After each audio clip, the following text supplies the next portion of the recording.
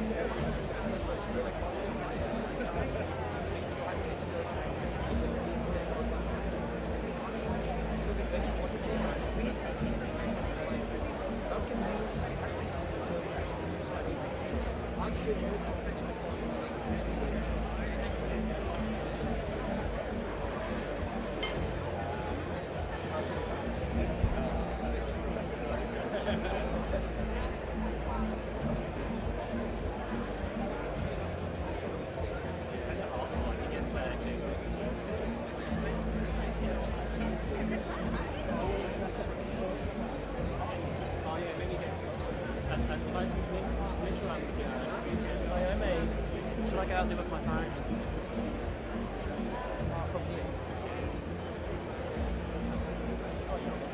Because this is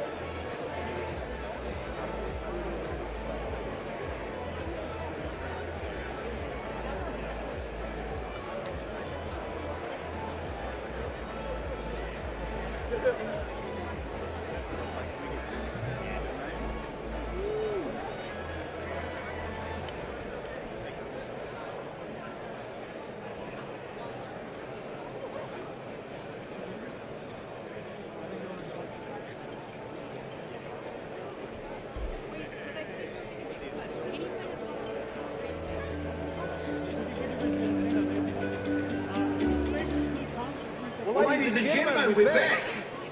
I'm slightly behind schedule because I don't know about you, but I've been loving getting around and talking to people and seeing you all. What a great occasion.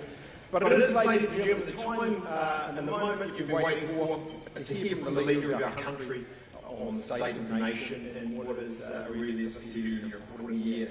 Election an economy getting stronger, and of course a troubling world picture. Our PM needs no introduction. Prime Minister, you of course from this business community, we've led before, and now it's our nation. You've led for a couple of years, with a year ahead and the prospects of another 3 after that.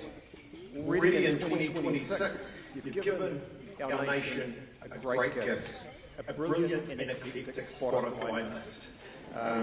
No pressure, but I think today is going to be even better. Ladies and gentlemen, the Prime Minister of New Zealand, the Right Honourable Christopher Luxon.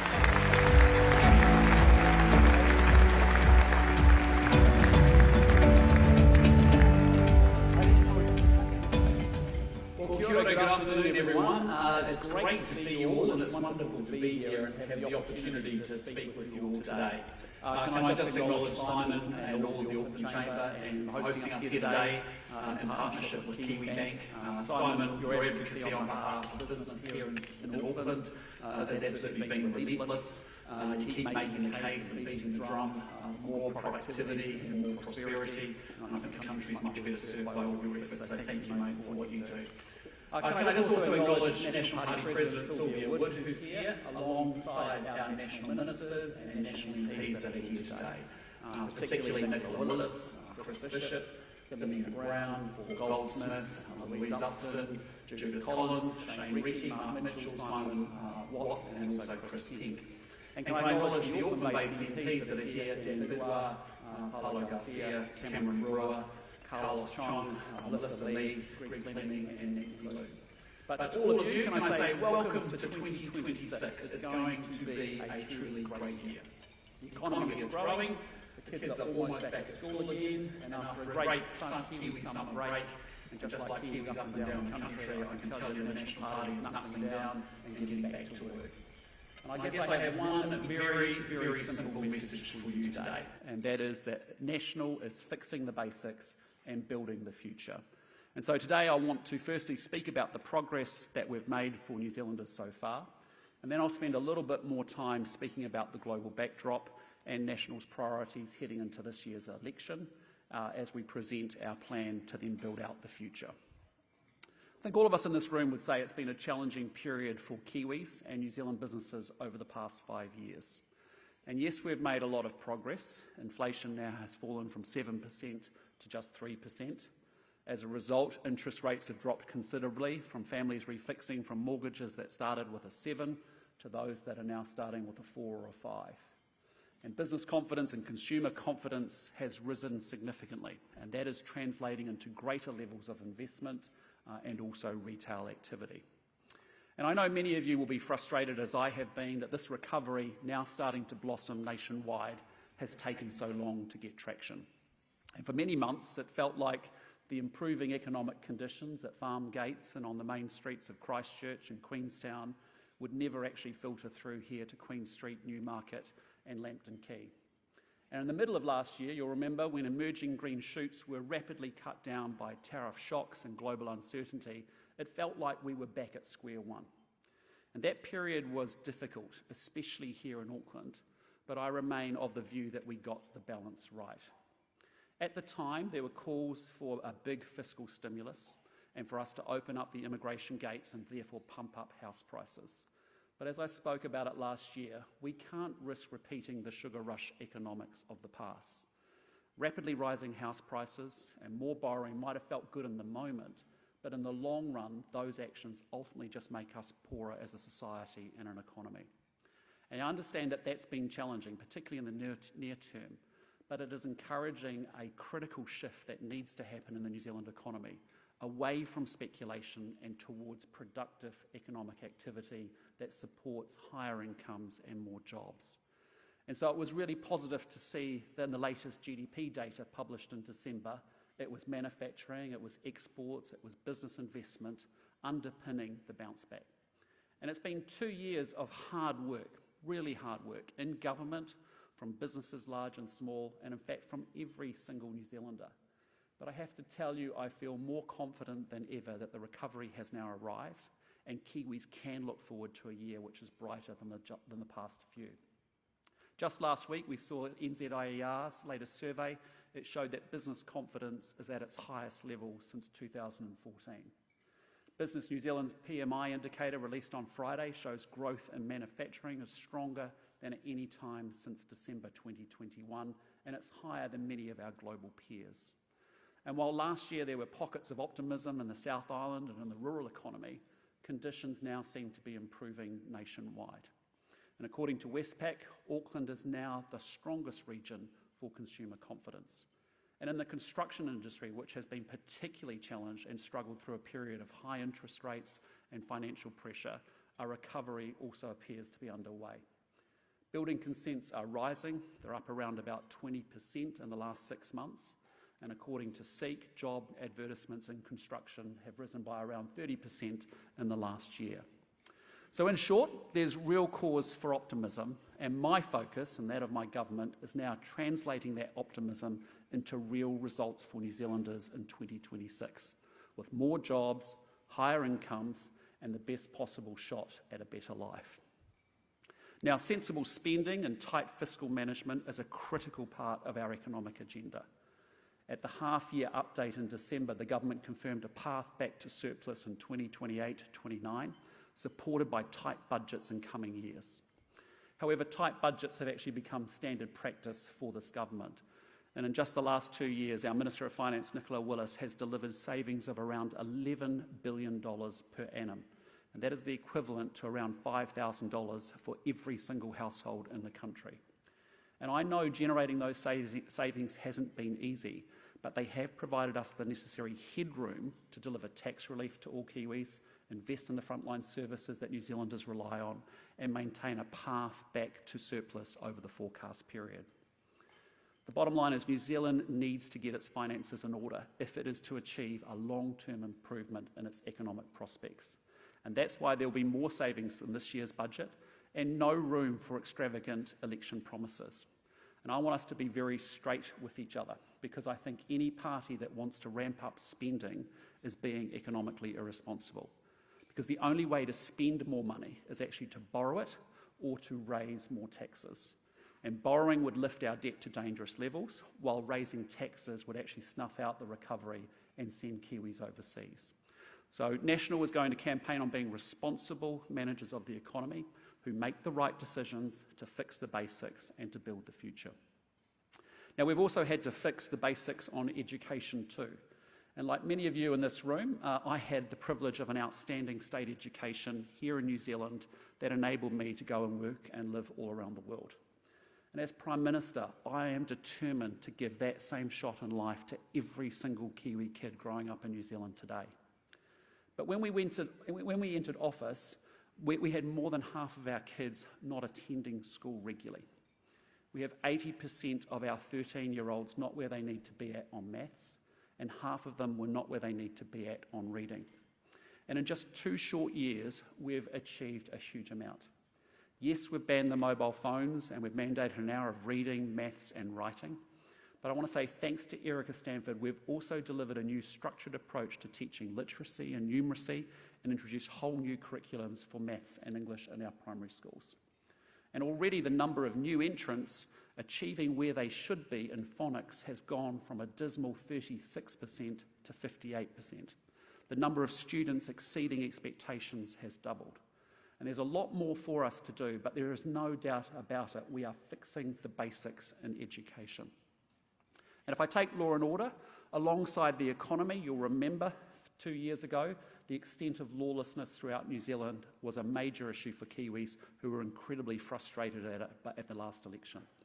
And between 2017 and 2023, violent crime rose 30%, gang membership increased by 50%, retail crime had doubled, and ram raids had quadrupled.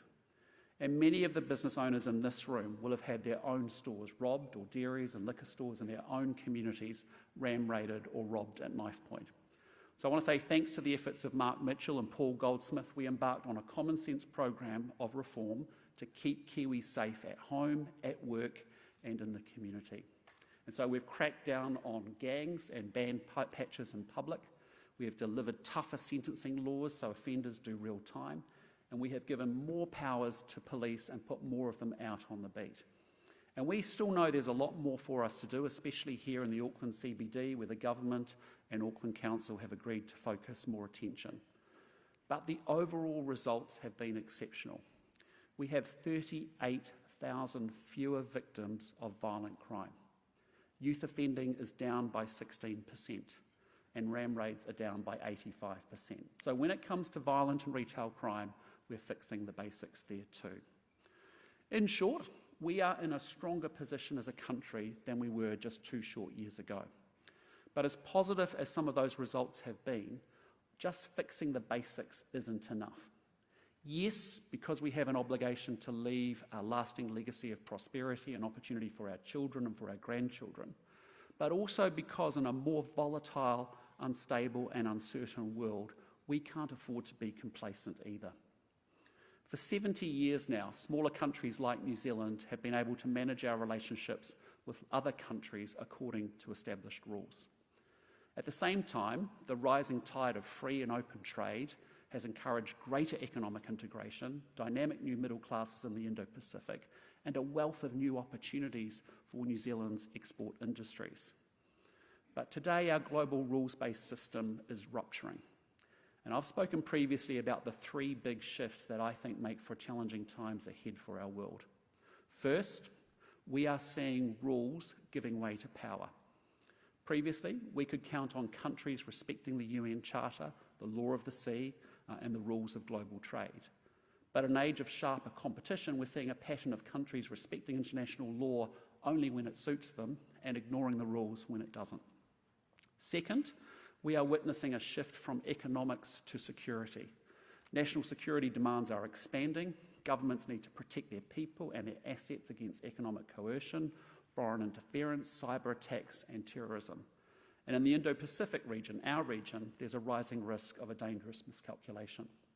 And so the bottom line is a country can't have prosperity without security, not least when the tools of commerce themselves require protection. And thirdly, efficiency is giving way to resilience. Our future prosperity can no longer just be treated as an inevitable byproduct of global rules and institutions. Trading arrangements are becoming less certain and less efficient as businesses adapt to a world where tariffs and protectionism, once out of fashion, have made a raging comeback. So against this shifting international backdrop, our government has acted carefully and decisively. It's why, in concert with our friends and our partners, we are using what agency we have to champion our values and our interests out on the world stage, supporting Ukraine to resist Russia's illegal invasion and bringing the EU and the CPTPP together to reinforce the rules of global trade. It's also why the government has agreed to significantly lift defence expenditure in the coming years. Because despite decades of underinvestment, the men and women, the incredible men and women of the New Zealand Defence Force do an absolutely outstanding job, keeping Kiwis safe and promoting peace and security in our region. But in a more dangerous world, it would be reckless to continue that trend and to keep banking the dividends of peace. So lifting defence spending means New Zealand can keep doing our part, contributing to regional security, humanitarian assistance and disaster relief efforts. And in a more competitive and cutthroat world, it also supports New Zealand to develop our own defence industry here at home. Finally, we are capitalising on the geopolitical moment by acting very decisively to deepen our portfolio of relationships, particularly in the Indo-Pacific.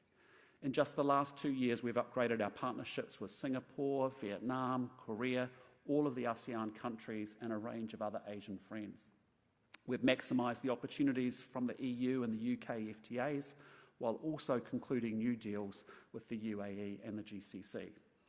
And then just before Christmas, we finalised a new feature to our relationship with India, with its 1.4 billion people and rapidly growing economy. When many said it was impossible, we just got on with the job of concluding a landmark free trade agreement with India in less than a year. Yep, it's going to be great. And that agreement eliminates and reduces tariffs on 95% of New Zealand's exports, with almost 57% duty-free on day one of the agreement coming into force. And that's making our businesses more competitive, creating jobs here at home and lifting incomes. We might live in volatile times, but this government is nonetheless working at pace to position and to secure New Zealand's interests offshore. We're out there hustling and talking to different partners, forging deeper defence and economic partnerships.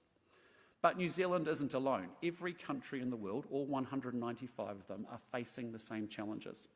And New Zealand, relative to other countries, I believe, is incredibly well positioned to do well. Virtually everybody wants to do more with New Zealand.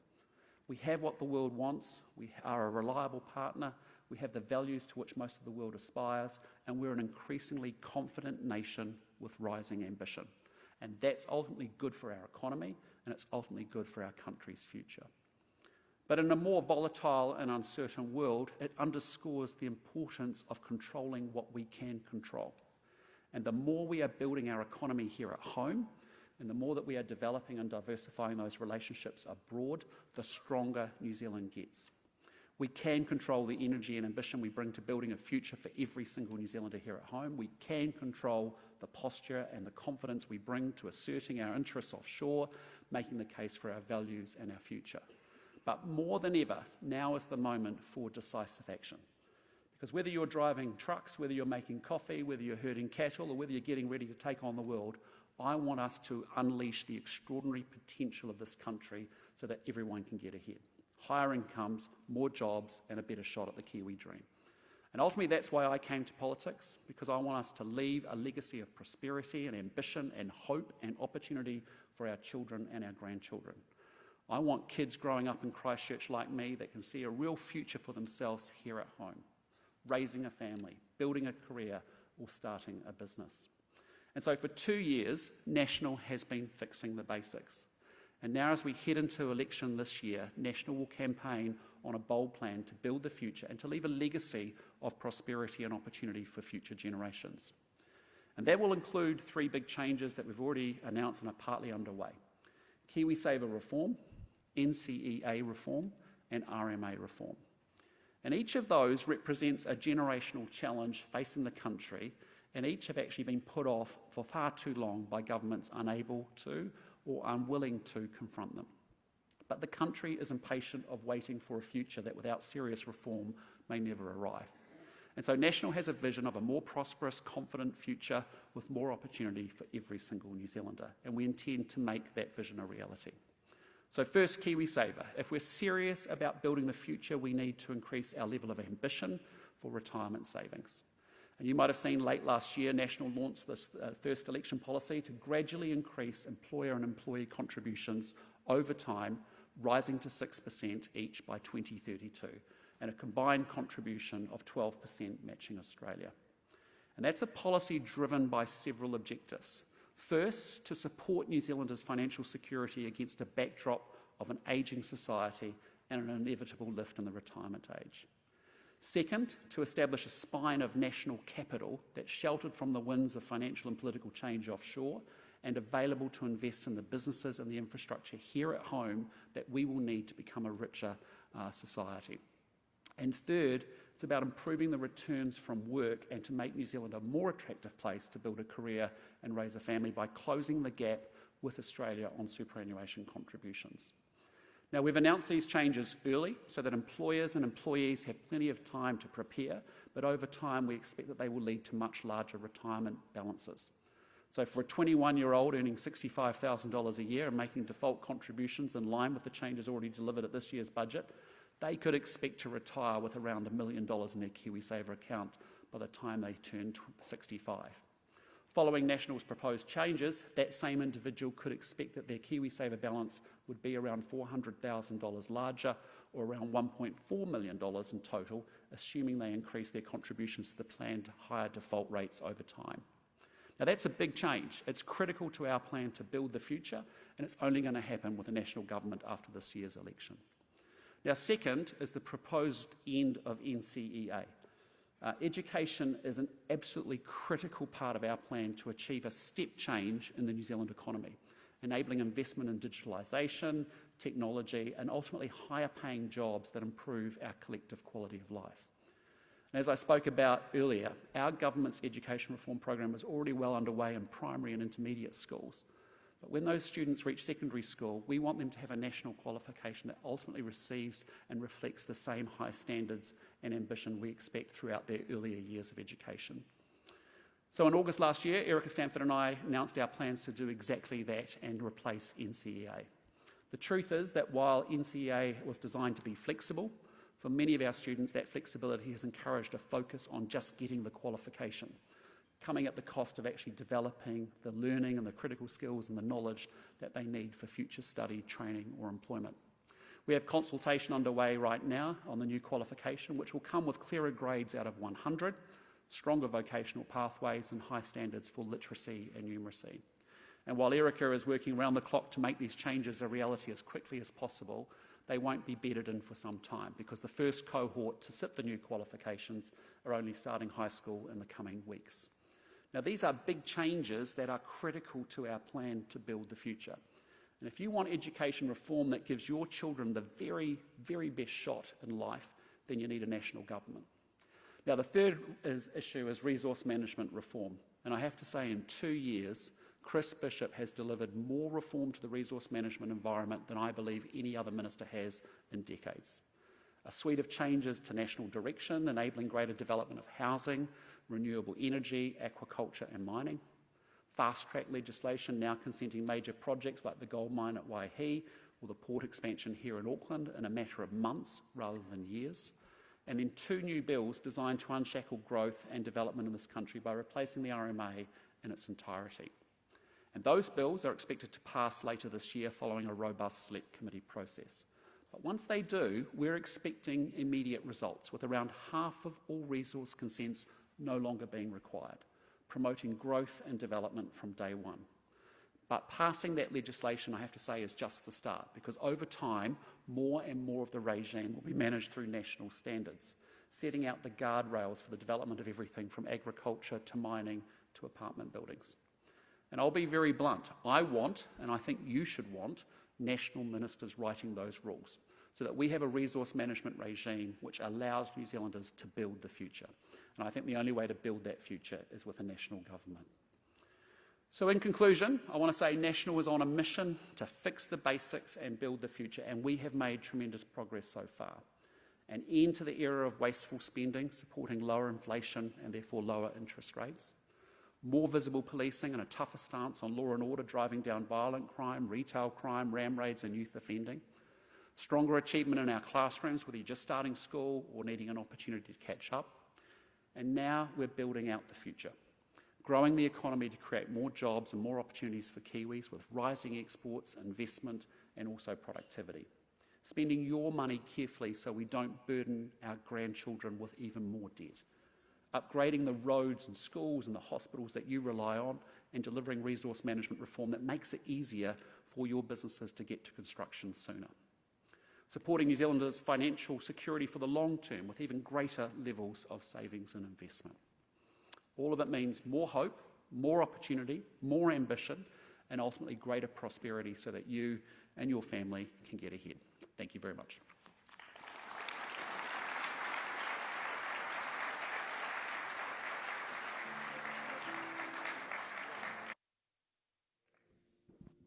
Hey, well, thanks so much, Prime Minister. Great speech.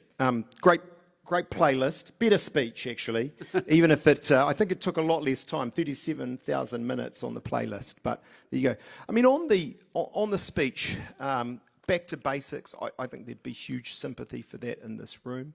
I hear you acknowledging some room to continue on there. I mean, I think if I think about the crime piece, I know from, Paul Goldsmith, Simeon Brown, Mark Mitchell, they're banging on about a lot of reform in that area, but there's still a missing piece or two. The CBD, anti-social, homeless piece, I think there's got work to do. I wanted to ask you about the KiwiSaver piece, because you've given us 3 things there, 3 significant, I agree, big, strong reforms. Do you think, as we're coming into recovery, where there's impost there on them, those who've got to pay it, the employers and so on, have you struck the balance right there, or is it potentially something that dampens the economy? Yeah, look, I think we all acknowledge that we need bigger pools of domestic capital in this country. In fact, it's been one of the real constraining aspects of our growth over the last 30 years or so. And we know if we want to improve economic productivity, which lifts our wages and our incomes and our standard of living, that's very important. I think, Simon, if I take a step back, what I was trying to allude to in this speech is that everybody knows we inherited a mess.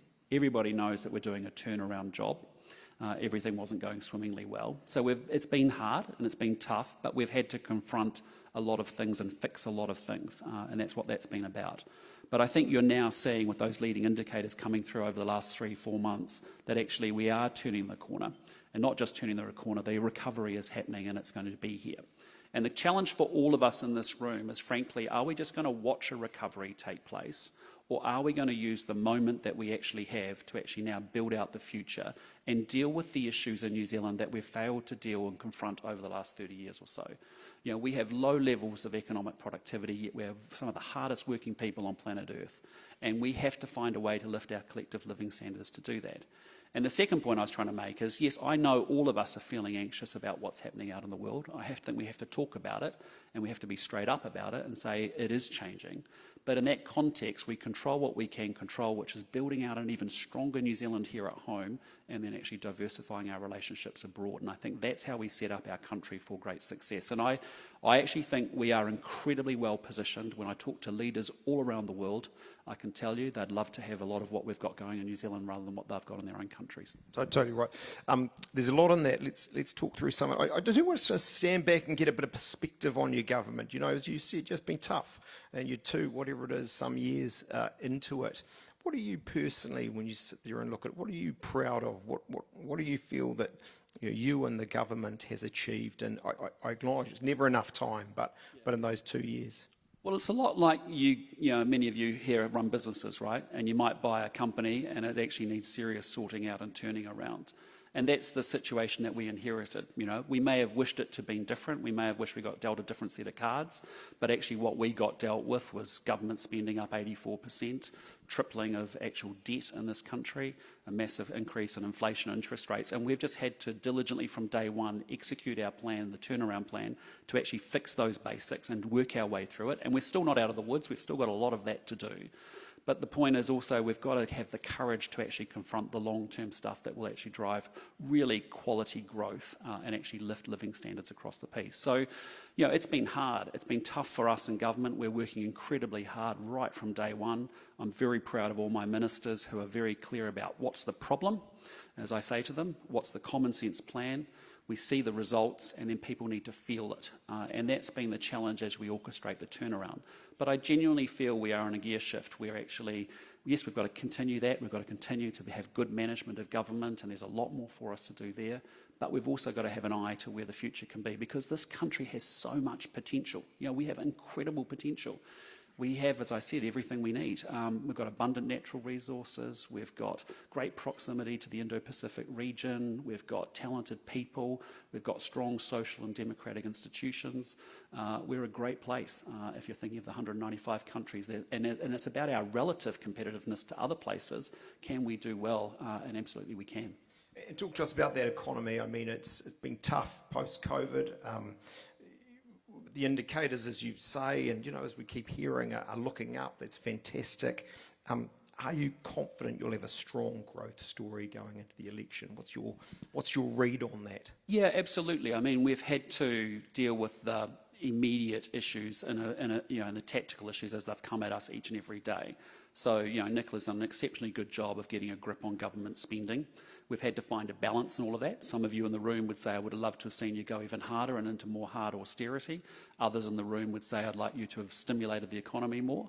But the actual middle ground that we've struck by actually generating savings and then being able to give everybody tax relief, being able to make sure we can bring down inflation and interest rates and get growth back into place, I think has been the right pathway through that.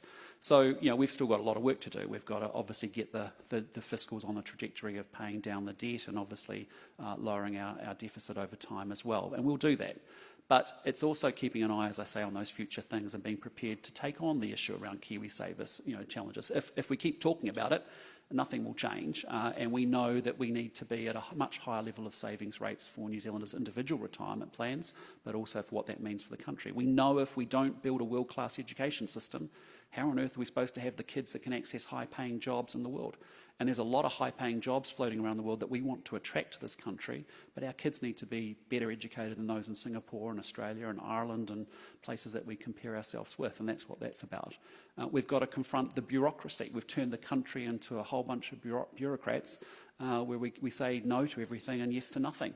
We've got to break that through, and part of that is putting the shocks on the RMA system and really doing the job and executing and getting it done so that we do things in a much simpler, better way. When I listen to you, I mean, so much of what you're saying, I think, again, this room and probably Aucklanders and New Zealanders would go along with some big, significant reforms there, and you've listed those out.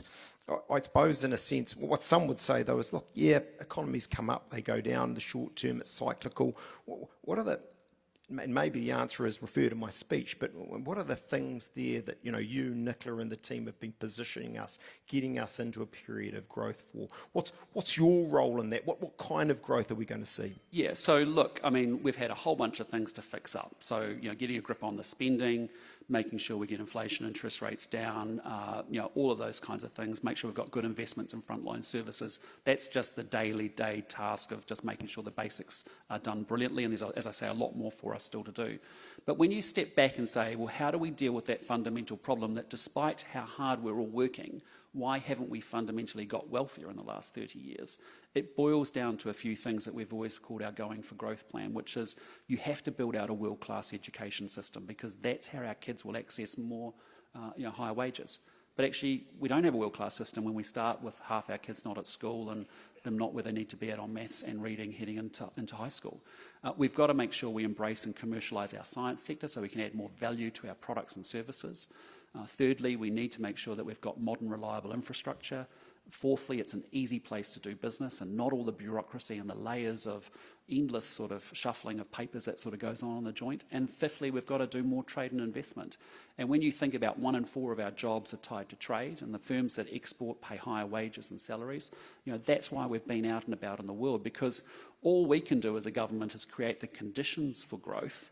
And then it's the people in this room with their fantastic businesses, their ideas, their energy, their creativity, their entrepreneurship that then goes out and actually makes that happen for New Zealand. So, that's why it's been hard. It's been a very difficult job, and I've done a lot of big corporate turnarounds, and there's some principles that are similar, where there's a lot of noise, and you've just got to stay focused on the task at hand and work your way through it. But now we've got this opportunity, and we've got this opportunity to really position New Zealand and to confront the things that actually will unlock that next level of standard of living that we want to see. I take it one significant difference between a corporate turnaround and government is you don't have coalitions. Would that be a fair comment, or are they different in other ways?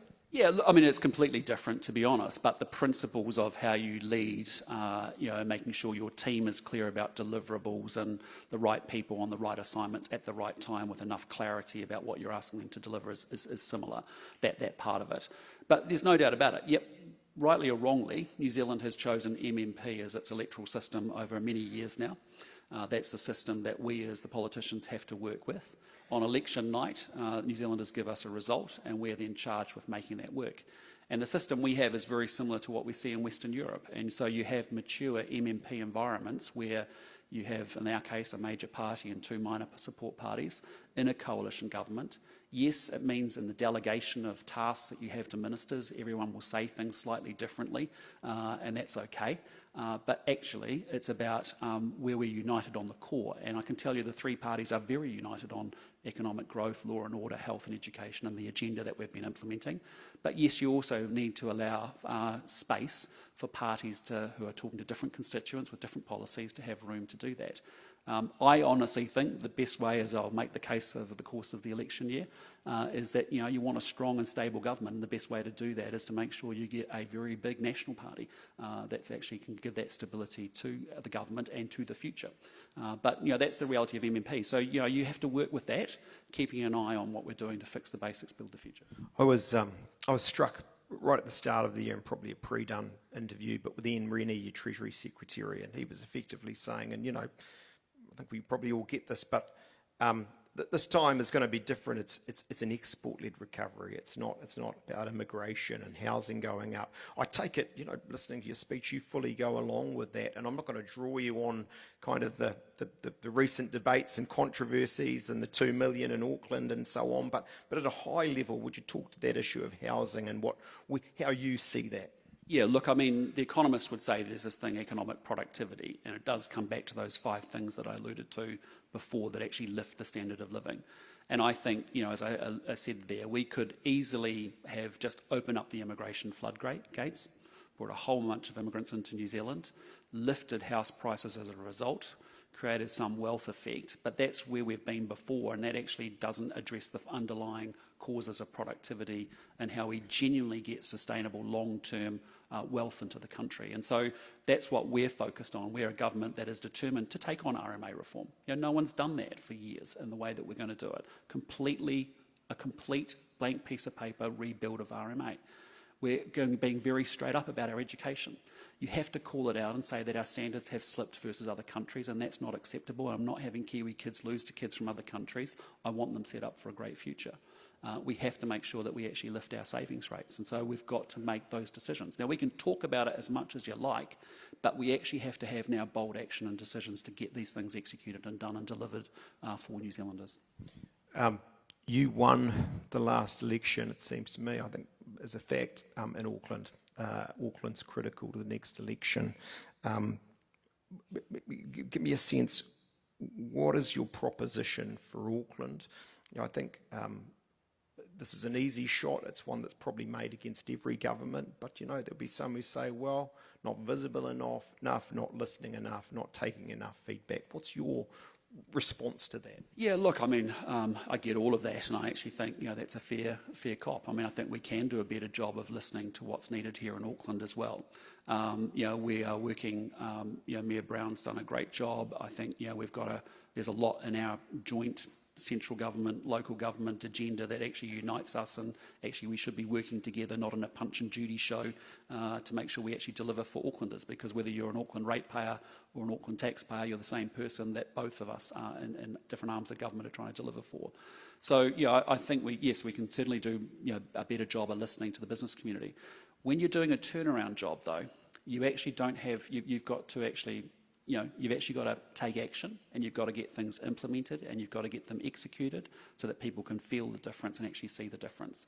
And so, we can, what we can't have is endless talking shops where we just discuss the theory of stuff, which we often like doing. We actually have to have those discussions, discuss it deeply, and think deeply about it, but then act very quickly and actually get the car into gear and get these programs away and reforms away. And I think listening to your speech, you were saying last year we saw, rural provincial communities going well, Auckland, Wellington Central, not so much. Your proposition is this year we should be feeling the effects of some of that hard mahi, that those difficulties. I think you're right. I mean, we came to power 2 years ago.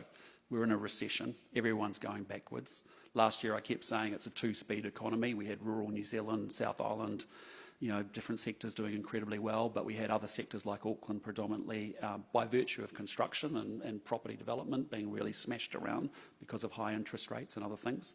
But now you're actually seeing, when you've got a confidence survey saying the confidence is strongest here in Auckland, that's a good thing. Now that's all very interesting, problem clear, common sense plan, starting to see some leading statistics and results improving. Now we need to see people feel it in their personal lives, and more of them across the whole of the country as we go through the beginning part of the year, and I think that is coming. But my other pitch is that we've also got to now not just come out of a recovery and just say it's all cyclical and we'll just follow it through. We actually get the opportunity to shape it, and that's the exciting part. I think we'd rightly be criticised if we don't touch on the remarkable international events that have gone on. This year, let alone kind of last year, and we know events have a way of throwing everything off course. What I heard in your speech is, both sides of this. Look, it's right, and Damien Grant, who's here and bought 2 tables, so I wanted to name check him. He wrote a good column in the weekend around, actually we're in power politics world now, and you said as much, I think, in your speech. On the other side of it, you're saying to us, but actually we can only control what we can control. How is this government going to play this kind of unprecedented time we're in with Venezuela and Ukraine and Iran and everything else? Do we, both strategies, it seems to me, are valid. Do we sit there quietly and let it play out because we're small and remote, or do we take a big, bold, values-based kind of proposition and shout about it? Yeah, or find a third way through. And I think, the bottom line for us is that, we may wish the world to be different. I'm just being very straight up with you all about, what we're seeing and the shifts that are actually happening. The model that has served us well for 70 years is rupturing and it is breaking down. We shouldn't be fearful about that. I don't want us getting paralysed by that. I want us to take control of that, because at the end of the day, there's 195 countries in the world with 8 billion people, and it's about New Zealand's relative competitiveness to those other countries and how we perform that will determine how well we get to do. So yes, we will continue to advocate for our values, and we've done that. We've pulled together the EU, CPTPP, the EU, ASEAN trade ministers recently to make sure that they follow up the rules-based system. We continue to advocate strongly in interventions like we see in Ukraine, and we'll continue to put voice to our values, and we'll do that with like-mindeds, and we should continue to do that. That's non-negotiable. But equally, we should take control of what we can control, and what we can control is building a better, stronger, New Zealand here at home. And that's why Fix the Basics, Build the Future is really the mantra that we want to execute on here at home. At the same time, we've been out there in the world hustling, genuinely so. I've visited a lot of places, I've met with a lot of world leaders, I've lifted our intensity of our relationships with different countries, very deliberately so that we have optionality and we have a much more diversified set of markets that we can play into. And so, yes, when the US introduces tariffs, we don't like tariffs. We're pretty clear with the US administration about that. But it doesn't matter what we think at the end of the day, because the American system is going to change its trade policy. And so the question is, stimulus, response, how will you handle that and how will you respond to that? Well, we still want to have a very constructive, positive relationship with the American government, as you've seen, and we do have that. We don't like their policy on tariffs. We don't think that's the right way forward. We don't think that's good for the world. We'll continue to make the case for that. But we've got to crack on and be pragmatic about how we actually get business growing in America, given that it's such a large market. And at the same time, open up India, open up the GCC, open up the UAE. We had 20% plus growth in the UK and EU last year. And that's because we operationalised those agreements early, and it gave exporters opportunity to shift weight and be agile. And the New Zealand exporters are the best in the world. We are so agile and so good at getting into markets, being curious about those markets, mastering them, knowing them, working out how we make margin and profitability and actually move our weight around all of that. So, it's uncertain, I get it, and there's a lot of anxiety around that when you see a change in the world order as we're seeing.